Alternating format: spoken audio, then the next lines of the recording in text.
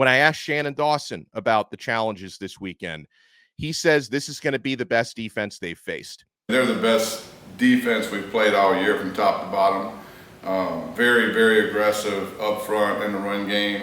They do not mind getting dirty and doing what it takes to stop the run. The stats absolutely back that up. Clemson Tigers have the 5th-ranked total defense in America. They give up just 261.8 yards per game. That's really stingy on defense.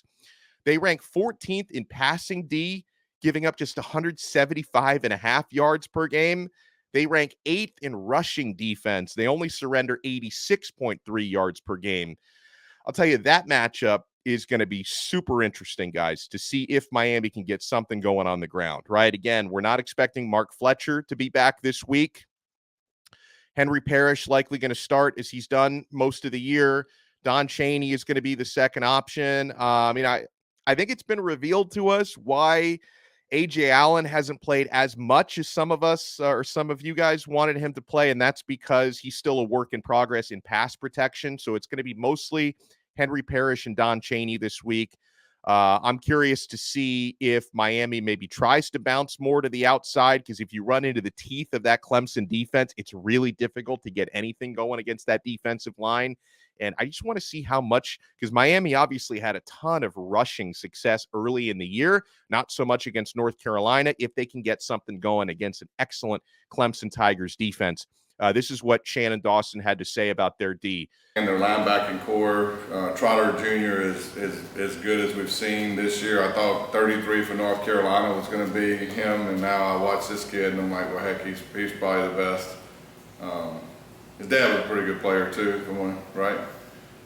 Yes. But yeah, I mean, top to bottom, and they're very, they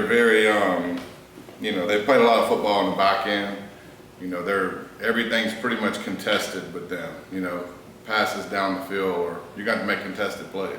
And also, I'll add their defensive tackle, Tyler Davis, the senior, 300-pound plus. He's a monster in the middle. So this is going to be a really, really difficult team to run or pass against this weekend. In talking about all these matchups, the most important thing Miami can do in this game, the most important thing is win the turnover margin.